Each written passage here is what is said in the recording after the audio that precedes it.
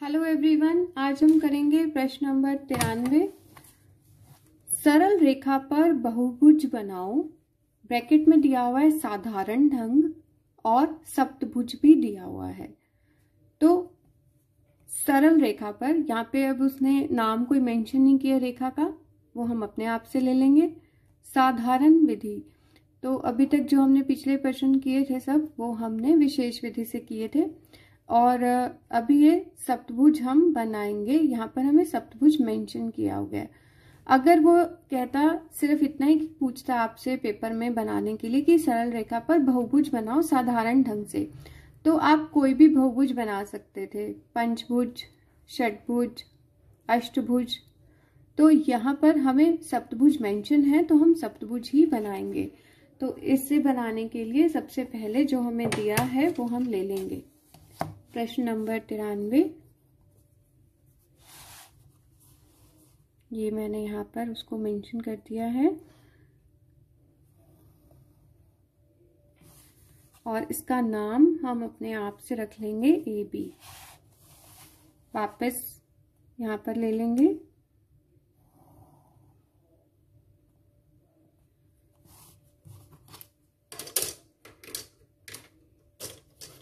अब हम सबसे पहले ए बी का समद्वि भाग करेंगे। इसको मैं नाम यहाँ पर साथ ही लिख देती हूँ और इसी ए बी रेखा का हम समद्वि भाग करेंगे आधी से ज्यादा प्रकार खोल के।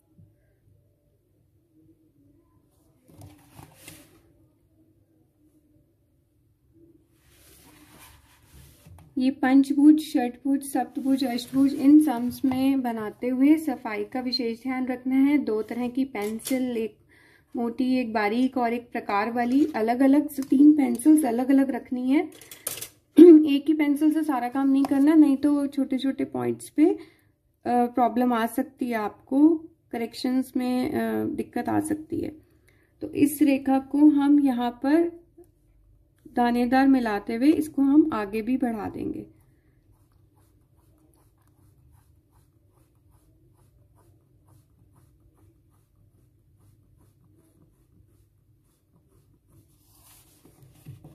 ये देखिए मैंने इसको ऊपर तक ले गई हूँ। अब हमें क्या करना है, यहाँ पर ये हमारा आ गया ओ बिंदु। ओ बिंदु से हम एक अर्धवृत्त लगाएंगे। ये देखिए अर्धवृत्त और वृत्तखंड में क्या फर्क होता है। अर्धवृत्त यहाँ पर जो हमें रेखा दी गई है उसका जो समद्विभाग वाला बिंदु आता है, जब हम उससे ए जितनी प्रकार खोल के एक चाप लगाते हैं तो वो हमारा कहलाता है अर्धवृत्त। और जब हम ए बी रेखा से ऊपर यहाँ कहीं किसी बिंदु से ए जितनी प्रकार खोल के चाप लगाते हैं तो वो हमारा कहलाता है वृत्तखंड। तो ये वृत्तखंड और अर्धवृत्त में फर्क आपको पता होना चाहिए। अब इसके बाद जो यहाँ पर हमारा बिंदु आया है, जो यहाँ पर ये बिंदु हमारा जहाँ पे कट रहा है अर्धवृत्त समद्विभाग वाली भुजा को, इसका बिंदु पर हम यहाँ पर 4 लिख देंगे। तो ये आपको ध्यान रखना है कि 4 लिखना है यहाँ पर आपको। उसके बाद एक हम चाप लगाएंगे समबाहु त्रिभुज के लिए। तो समबाहु त्रिभुज के लिए कैसे चाप लगती है आपको भी हमने किया था पहले भी। एक चाप हम लगाएंगे बी से और एक चाप हम लगाएंगे ए से। तो यहाँ पर जहाँ ये कट रहा है समद्विभाग वाली भुजा पे, जो ये बिंदु यहाँ आएगा इसका नाम हम रखेंगे 6। अब इस बिंदु के बीच में और इसके बीच का जो डिस्टेंस है हम उसको नाप लेंगे। ये डिस्टेंस आ रहा है 1.8। तो ये हमेशा ध्यान रखना है एग्जैक्ट जो इसका डिस्टेंस आ रहा है उसके आधे पर हम एक निशान लगाएंगे। तो 1.8 का आधा हुआ 0.9, 2 से भाग देने पर। तो मैं 0.9 पे एक ये निशान लगा लिया और इसको इस निशान पे मैंने लिख दिया 5। तो ये पॉइंट ध्यान रखना है। अगर आपका 1.9 आ जाता है या मतलब तो 1.9 का तो उसमें मिलीमीटर का भी में भी डिफरेंस शो करना है। जैसे मिलीमीटर में से कैसे, ये 1 मिलीमीटर है तो इसके बीच में कहीं ऐसे निशान लगाना है। 1.9 अगर आ जाता तो उसका आधा जो आपको करना है। तो ये ध्यान रखना है कि छोटा सा छोटा बारीक से बारीक पॉइंट भी यहाँ पर आपके सम में गड़बड़ कर सकता है। तो बहुत ध्यान से इसको बनाना है साधारण विधि वाले सम को। अब उसके बाद हम इस बीच का जो ये हमारा डिस्टेंस है इसको नाप लेंगे प्रकार की सहायता से। ये देखिए एग्जैक्ट नाप लिया जितना ये है, इसको नाप के यहां रख के आगे आगे भाग काटते चले जाएंगे। ये हम कितने भी काट सकते हैं। मैं 4-5 भाग इसको काट के यहाँ पर आपको दिखा रही हूँ। 5, 6, 7, 8, 9, 10, 11। अब अगर हमें इसमें सप्तभुज बनाना है, अब जैसे इस समय में सप्तभुज बनाना है तो हम 7वां जो हमारा भाग है वहां से हम ए जितनी प्रकार खोल के वृत्तखंड बनाएंगे। अगर हमें इसी में साधारण विधि से अष्टभुज बनाना होता तो हम 8वें बिंदु पे प्रकार खुली रख के ए जितनी खोल के और फिर वृत्तखंड बनाते। और अगर हमें पंचभुज बनाना है तो हम 5वें भाग पर ए जितनी प्रकार खोल के वृत्तखंड बनाएंगे और अपना साधारण विधि से पंचभुज बनाएंगे। तो ये साधारण विधि से अगर कोई भी आपको बहुभुज बनाना है तो ये उसकी एक सिंगल विधि है जो आपको ध्यान में रखनी है। तो अब हमें इस सम में बनाना है सप्तभुज। तो मैं इसमें 7वें बिंदु पे मैंने अपने निशान को लगा लिया और ए जितनी मैंने प्रकार खोलनी है। तो बहुत बारीकी वाला काम है, यहाँ पर हर पॉइंट पे ध्यान रखना है। और एक वृत्तखंड के लिए हमने यहाँ पर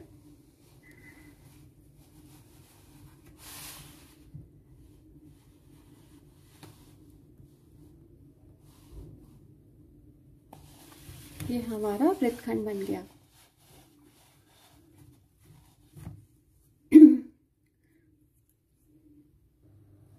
अब हम ए बी जितनी प्रकार खोल लेंगे। ये मैंने ए बी जितनी प्रकार खोल ली और ए बिंदु पे रख के यहां चाप लगाएंगे।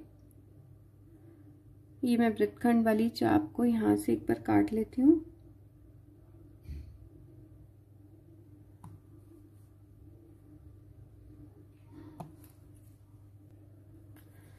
तो ये हमने यहाँ पर एक चाप ए बी जितनी खोल के पहली लगा ली। ये देखिए ए बी जितनी खोल के ये मेरी पहली चाप लग गई। और उसके बाद इसी बिंदु पर ध्यान से प्रकार रखकर ये दूसरी चाप आगे बढ़ा ली।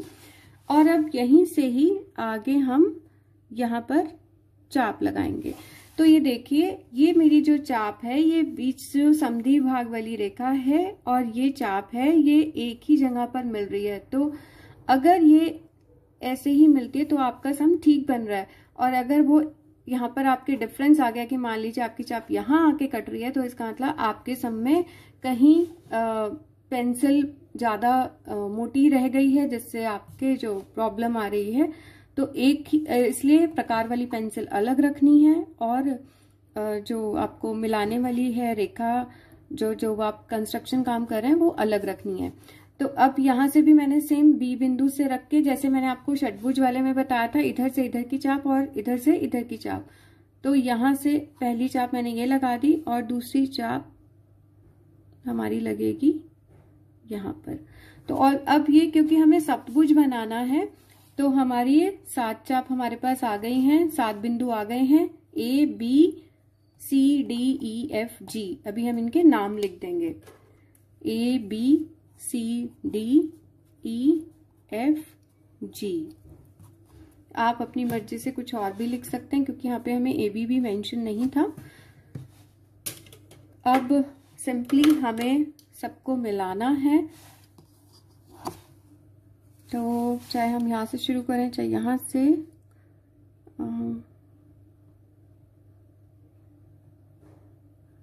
बहुत ध्यान से।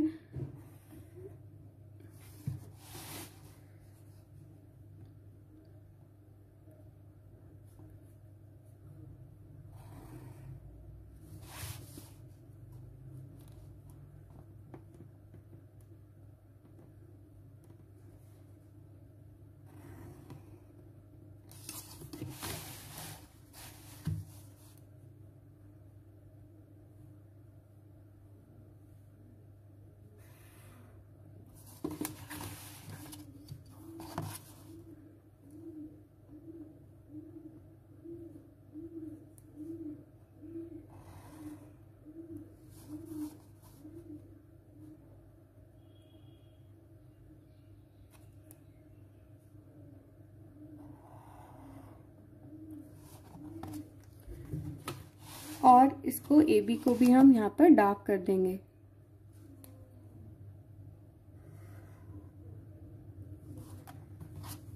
तो ये बन गया हमारा साधारण विधि से सप्तभुज, जिसकी 7 भुजाएं हैं, 1 2 3 4 5 6 7। Thank you so much.